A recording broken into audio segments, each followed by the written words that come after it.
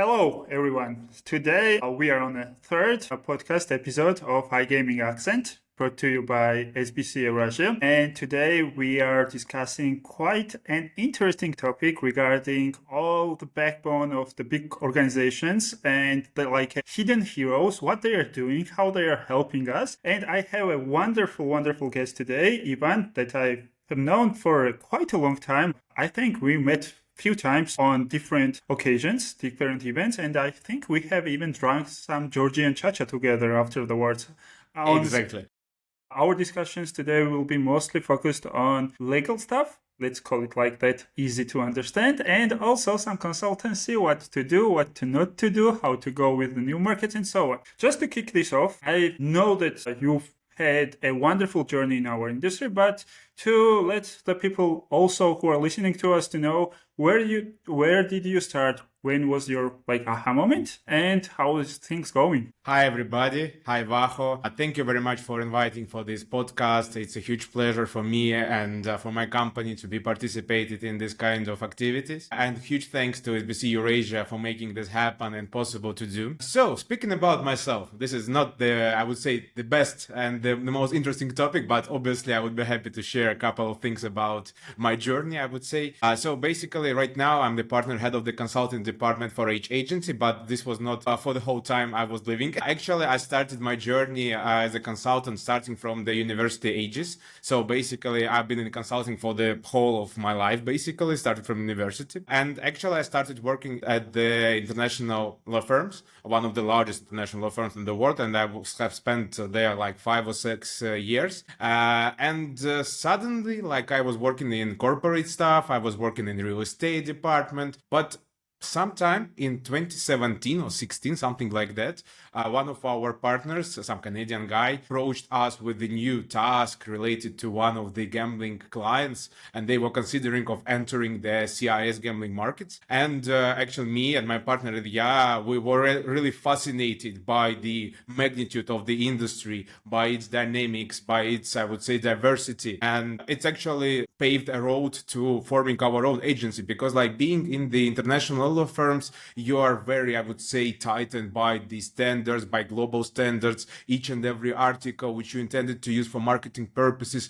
should go to the European offices, and it just took around 2 or 3 weeks to actually agree on these topics and then to write down the articles. And then say, okay, guys, come on, we can do it by ourselves. It's not that kind of, I would say, hard thing to do. And we started to form our own agency in 2020, and which is actually fully focused on the members of the gambling industry. And to add to that, I would say that it would be a very good moment to start. And the key thing about actually switching on from the international law firms is that we can offer to our clients a wide range of services which we were not able to offer in the international law firms, not being binded by these corporate strong standards of refining every word and every move you can make. So this is a kind of short story of ourselves. Okay, so before coming into the industry, you mentioned that you've been working in big international law firms. So was there any other clients working in iGaming industry, or was that Canadian guy who approached you the first one to open your eyes to the new horizons there? To be honest, before meeting with this client, I was actually not aware of how big the industry is. I was just only familiar with some land-based offerings and maybe some couple of online offerings, and have very, I would say, limited understanding of the industry, which is not the case with my partner, Ilya, actually, because he was the guy who was organizing poker events, even in his early university ages. And this is the thing that he is telling in every podcast, and I guess I'm obliged to tell this one more time. So he was very familiar with the industry, and he shared all these insights, how the industry is working and how complex it is. And actually, this was my the guide in terms of the industry, alongside with the client's work which we were doing for this client. I'm always fascinated with the stories like that, because personally myself, I was organizing the same events, same kind of poker events, inviting all my friends, and still in my house there's a poker table, and I'm still organizing some events for my friends and family associates. So being close to the game always is really something good to happen. I'm always, by the way, fascinated by the fact that from my point of view and my experience, consultancy is a strange thing. thing. And from you coming from this early young age, like starting with the consultancy work and going through this path, I would be interested in how is life as a consultant. So what do you guys do like on daily basis? Like what is that? Sure. So I would say consultancy is very multifunctional thing. It is not devoted to the particular type of services or something like that. We're very, I would say, open-minded guys. Especially our agency, I would say that we can actually assist our clients with some ordinary tasks like obtaining the license, obtaining certifications in different parts of the world, flexible license, local license, whatever you name it. This is like the common task which can be handled either by your, I would say, internal legal team sometimes, or maybe it can be handled by some very, very small companies. But we are, as the guys from the big consulting guys, the key thing here is that we actually deploy projects that are very, very sophisticated in terms of the consulting. What I mean here, basically, alongside with ordinary tasks like licenses obtaining, it's very easy task. Once again, nothing I would say interesting there, but it is the daily work. Once again, no props here. In terms of the complex projects, I usually called it, and not me, but in the industry, I would say management consulting products. What I actually mean by that? For example, like we have, I would not disclose the name of the client, but it's some very, very big IT CIS company, which actually doesn't have to do anything with gambling. To be honest, they are not gambling at all. Let me put it this way. They are more like delivery, they're more like, I don't know, taxi, they're more like yada, yada, yada, but not gambling at all. But at some point of their development, they decide, okay, we see that the gambling is very interesting, I would say, sphere. It's developing each and every day, and there are a lot of offering on the markets, for example, for advertising, for other stuff. So basically, it's the real sector of the economics, which actually is basically bypassed by this company. And they approach us with the request, okay, guys, could you please help us in formulating the position of the company, take into account the corporate values of the company towards the gambling industry. So basically they wanted, and they still want to cut certain, I would say, amount of revenue from the gambling, but they want to do it in a social responsible way. So this is the projects I like most because they are very sophisticated. There are no like right or wrong answer. It's just the matter of how you present your strategy and how you present your arguments in terms of developing this project. So this is like my top project, which I really enjoy working with because it requires full strength of your brain to deal with this kind of projects. But in generally, I would say that consulting is something that people usually require in terms of navigating their specific needs. Let me put it this way. I think it would be the best description because obviously for some routine work, you have your team, local team, legal team on the ground, like drafting the contracts and yada, some simple work. And to be honest, this is the moment where the consultants, from my perspective, are not really necessary because this can be handled by some, I would say, mediocre professionals. It's not required to be very, very, very, I would say, expert in one field. Yes, exactly. And when you approach to the consultants, it's the matter of how can they deal with complex projects where you require a lot of expertise from multiple, I would say, sectors like finance, legal, I don't know, management, HR. So you're just combining all this together and offering the clients utmost service that they can handle from the one company, basically. So I think the diversity, what I hear from you and what I understand, diversity of knowledge coming from an, let's say, organization through consultancy is the key for success for the operation. Yes, and exactly.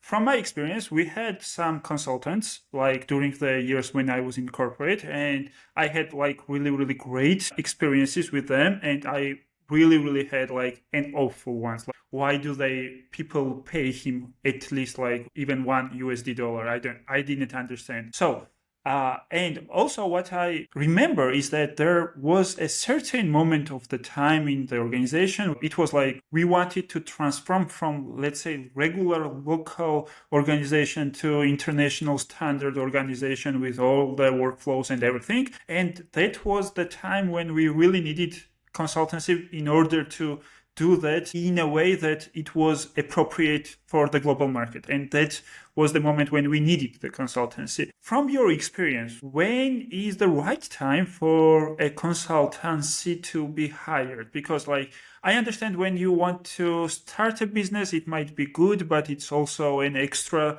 dollar to pay. Maybe when you want to scale, what's your approach or what's your thought about it? So when should we be hiring the consultants at all, or even should we? I would say that there are different scenarios when you have to choose to approach the consultants. It actually doesn't really, I would say, depends on the magnitude and the scale of business you are running, because obviously like in our day-to-day work, like we have been doing consulting I've been doing consulting for 10 or 15 years already, and in my company like already 5 years. So basically we're working either with startups who just launching their operation, they need some legal support, they need to understand legality of their operations in variety of markets, because sometimes when you hire like the lawyer, he's usually like closed down to the particular jurisdiction, but our experience allows actually the client to get access to multiple standards of the multiple countries. So basically basically you're paying some money, obviously, maybe some big money, depends on the project, but nevertheless you gain access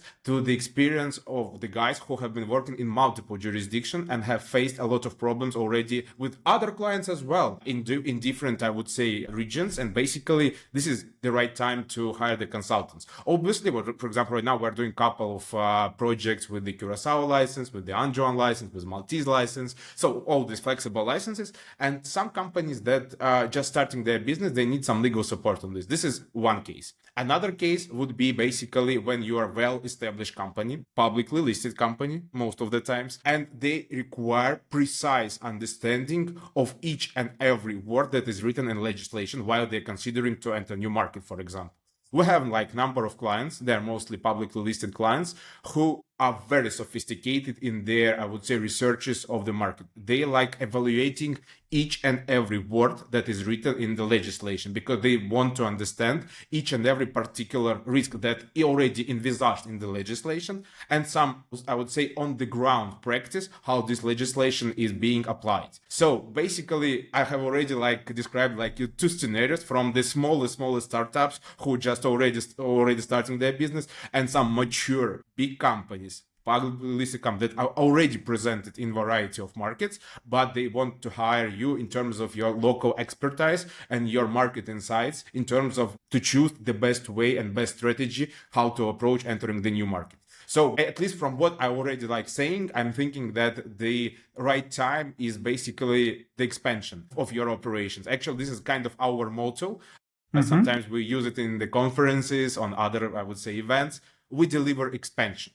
So basically, clients approach us, okay, we want this market. We don't understand anything about this market, and we want to hire you, the guys who already like gain certain experience on this markets, at least from the fields that we are an expert with. Obviously, I cannot say that we're expert in everything. No, that would be a rubbish and that would be a lie. But at least on the field that we are really capable to assist, the client is getting the, I would say, overall and sides in terms of how to better approach market entry. This is one of the key pillars, I would say. Yeah. So it's like having a peace of mind in like doing the scaling while doing the scaling. So when you like want to scale into the new country, it comes with the big overhead, right? So for the business, it's good, but for the operations, it might not be good. I've seen like a worst case scenarios there. Some like even big publicly listed companies, as you mentioned, they entered any markets, but withdrawn like 1 or 2 years later. And I've seen like even they are withdrawing like after 3 months because they haven't set it up right or done something bad during that time. Yeah, you remember? Yes, no, I just had a quick story on this. Actually, I have a very good connection with one of the counsels at our international law firms. His name was like Ethan. He's like purely American guy who was sitting in some local offices in CIS. And once he said to me, the best deal that the lawyer can get is basically the deal that never been completed. I was like thinking, why are you thinking so? What's the matter with this statement? And he actually advised, because your fees are paid and you bear no responsibility in terms of because there is no deal. It's like being a devil's advocate. It's being on a bad side, like on the dark side of the law moon, let's say like that. Yeah. But peace of mind is such a valuable thing because our company struggled at the beginning to set it up in a right way. So we set up at the US entity and we didn't know anything about that. So we bumped into every blockade, everything during that time, and we wanted to do it ourselves and to read everything, to like understand everything. But at the end of the day, like we paid a small fee and everything was settled like in just under 2 weeks. So that is, I understand what's the catch there, so that is really, really good. And also you mentioned few jurisdictions that are flexible, and I really wanted to approach you on that side as well, because as a person working in iGaming, I'm always asked like stupid different questions like, should I get Maltese license or Anjouan license? Why the fuck you are asking me that? But still, like, this is always a topic because there are many new organizations starting up and they really want to hear, and sometimes they reach out in a way that like friend of friends or like ex-colleagues or something, and they want to really know your expertise or your thoughts about it. But beside that, I'm never telling them what to get, to be honest, because I don't know, and I'm always saying that I'm not expert in that field. Please ask the expert. But I have an expert today to mess around with the same questions as the people are messing with me. So you mentioned many jurisdictions, many flexible licenses. So first of all, what's the difference there? And I know there have been a hype regarding the Maltese license, like in recent years, and then new licenses, like new direction, new jurisdictions, like popped up, like Anjouan even. So what's the story there? What is happening? Which one is better? Like, tell me everything. Sure. I will start with some background story. When I first entered this field of the flexible licenses, I was actually being the lawyer in the past and being the consultant right now. And being the lawyer in the past, I was really shocked by the perception of the industry that there is kind of conception that you can obtain some flexible license and you can work with this license all around the world. Well, from the legal perspective, it is 100%, apologies for my word, bullshit. Yeah. Because when you are working under flexible license, for example, in Romania with Anjouan license, for example, you are breaching the laws of the Romania because Romania has its own local license. And here's the contradiction of the basically regulation, because Anjouan allows you to operate. Well, it doesn't prohibit you to operate, and put it this way. It's a very important thing. But Romania actually, well, it prohibits to work with the Anjouan license. So the only thing why all these flexible licenses are existing, and there is like kind of misconception in the industry that this flexible license allows you to work, is only aroused from the practical side of things. Because what basically what you need to start operation? I mean, from the operational side of things, license, payments, game providers, some affiliates. No, just in a nutshell, I would say. Obviously, there are a lot of things. Yeah. In a nutshell. How can you connect payments? You need a license. And as long as PSPs are accepting these flexible licenses as the go-to way in terms of accepting certain funds from the local players, it is acceptable. That's why from the practical side of things, working with the flexible license is okay. But from the legal perspective, I wouldn't say it's purely okay, because obviously you would be breaching the laws. It's just a matter of enforcement of such kind of local rules. Here's basically the main difference between the local license, which local license usually allows you to operate only in one jurisdiction. Basically like Romania, like UK, and any other country you can, Georgia. Georgia is not the case, because Georgia in the regulations explicitly allows you to accept players from different countries, so this is not the case. In terms of other jurisdictions, basically this is the local licenses. Flexible license, on the contrary, kind of in practical terms, allows you to operate in different countries. When we're speaking about the flexible licenses here, basically there are like multiple choices. Like the most popular one are Curacao, Anjouan, Maltese license, and some flexible license like Tabik license and other opportunities. I have never heard about Tabik license, to be honest. So there are like 5 or 6 kind of licenses. Okay. But once again, let's get back to my point where I was saying about the practical side of things. For example, you are obtained a big license. If the PSPs and game providers and affiliates do not accept this kind of license, there is no purpose of obtaining such kind of license. And basically, this is the main, I would say, practical side of things when you are considering to receive such kind of flexible license. Curacao allows you like a lot of PSPs a lot of game providers and a lot of other, I would say, your B2B partners. Unjoined license already gaining its momentum. A lot of there was a problem with PSPs and game providers maybe a couple of years ago, maybe 1 year ago. Everybody was not happy with the unjoined license, but right now the situation improves because obviously right now to get Curacao license is quite burdensome and there are a lot of new regulations. And basically, according to my understanding, they are trying to switch to Maltese model of operation of this license. So we're gonna see Malta too, I would say, but without such kind of features as Malta has right now. And in terms what about Malta's license? We missed that part. So what about Malta's license? How is it hard right now to get it, or what was changed there? So what's the situation there as well? The key problem was, once again, Maltese license was very popular in the early stages of the online gambling business, like 2010, something like that, I would say. It was very popular. Take into account that there was a decision of the EU court regarding the, I would say, permissibility of working under the Maltese license on certain European markets. That's why everybody was thinking, okay, I will obtain Maltese license for European markets and it would be good. But then each and every country started to pass its own regulations and its own licenses. So basically, at this moment, Maltese license already decreased its popularity, taking into account these events. In terms of recognizability, I would say that Maltese license is still a very good license. It is quite uneasy to get it due to the technical requirements and the compliance from the technical side of things. And it's not that cheap as the Curacao and Anjouan. So that's why I would say it's more recognizable. But once again, Maltese license right now trying to dig into the lot of reporting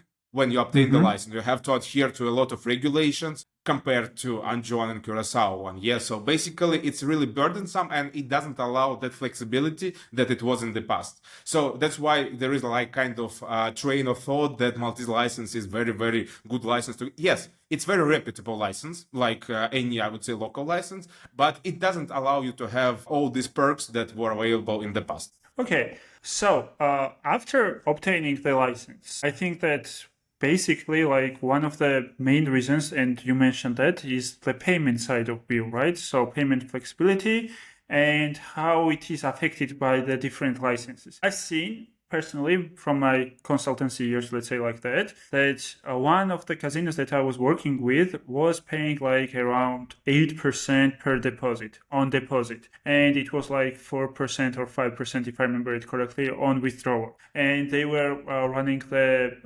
Anjouan license. So like how it's different and how the payment providers are flexible with the different license. That is, I think, another interesting topic to talk to, because like from the nutshell, that is one of the most important things to receive the funds and give away the funds in the right time, in the shortest time possible, and so on. So how does that two correlate between each other? I would say that getting some flexible license, depending on its recognizability, it's similar to getting your university diploma. What I'm saying here, the more prestigious university you're attending and getting diploma, the more, I would say, attractive you look in the eyes of the future employer. The same goes with PSPs. The more, I would say, reputable license you get, Maltese, for example, and maybe you have some local licenses, they already like understand that you are the guy, you are the company who adhere to certain compliance rules, and their, I mean, PSP's risks are much lower than the guys like without license or with some, I would say, flexible license like Anjouan and Curacao. That's the thing. And basically, if the risks are lower for the PSPs, then the percentage is lower for you and the merchant. This is one story. I found the correlation there. So as far as you are not a risky guy, not a risky company, they reduce your fees. But if you have like, okay, I've never correlated that. Thanks for that. Yeah. But the second story also, you have to understand that sometimes it doesn't matter which license you have. If you are a big brand, a big company that is launching, for example, some sub brand or I would say a new project, PSPs are already familiar with you. They know how you operate, and then you will bring your money. And even in some cases, they can give you quite low rates, even take into account that if you even don't have a license. Obviously, there's a very seldom cases. It's not like very often, but it is the matter of, I would say, perception of the PSP, of your operations and of your company. We have a very good joke from one of our co-founders, Pavel Dergachev, who you really should invite to the podcast. He would be like booming here as well. And Okay, he said noted. he said very interesting joke. The best license is no license. Obviously, it's a joke because there is So- nobody to bring liability to.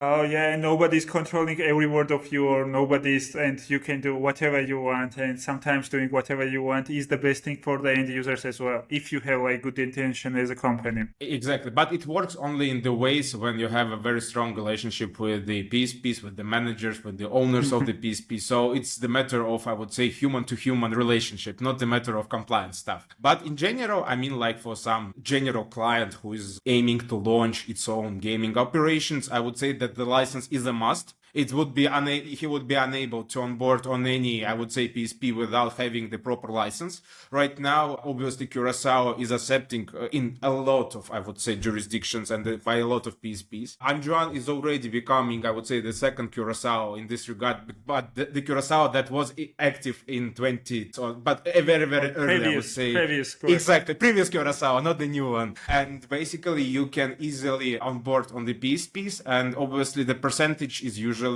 differs take into account not the type of license you have, but the business model you have and the experience you have. Because I know a lot of guys like who actually exit their big brands, like really big one brands, and started their own operation. This is not the, I would say, something unusual. This is the easy kind of story. And take into account that they know everybody and everybody knows them. They are okay to give them a lower percentage. So I would say that it mostly depends on the human-human relationship in terms of the onboarding and the perception of your company. Okay, so let's say human connection works Exactly. wonders. So I think that I want to articulate this into the thing that I'm struggling with always, because I'm like even though I'm like an extrovert, I'm still not that good in networking. So from what I hear from you is that the power of networking is really, really important, because you might get like lower fees, you might get like entrances into the doors that is closed for everybody else. So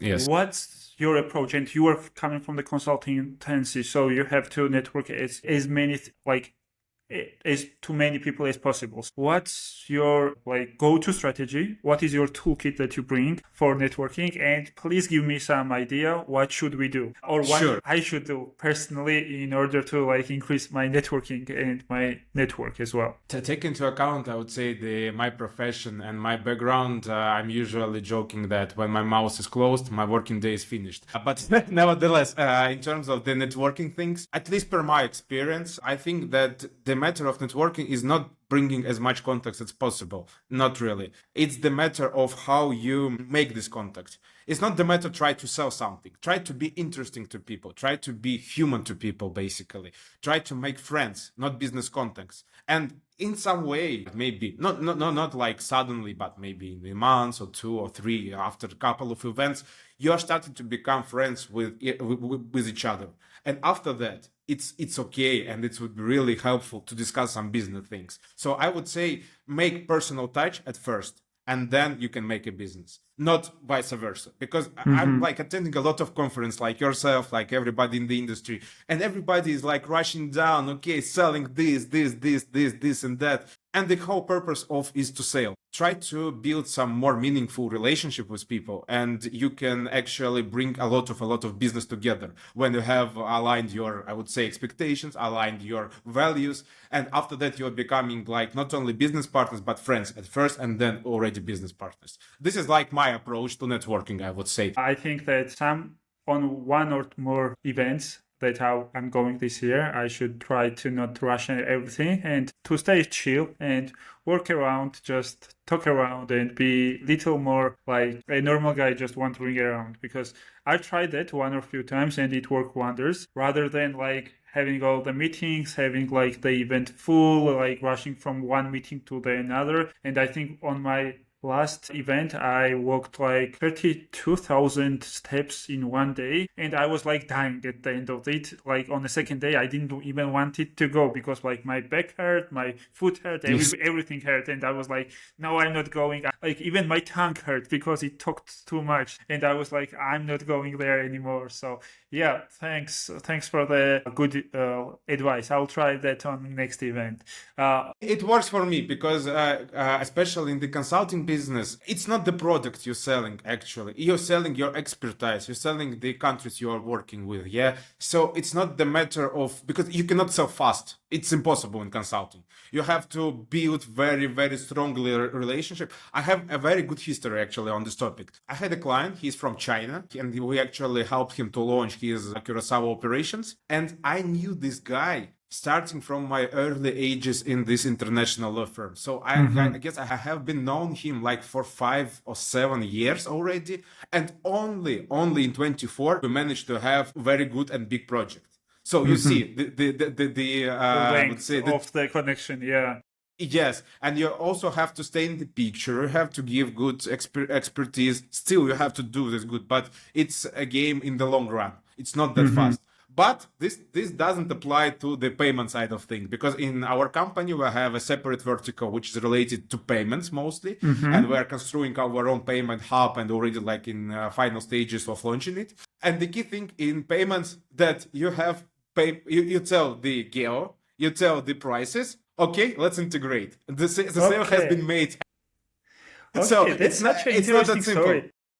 That's such an interesting story. So consultant agency opening up their another, let's say, vertical of the business, and that is PSP. So have you seen?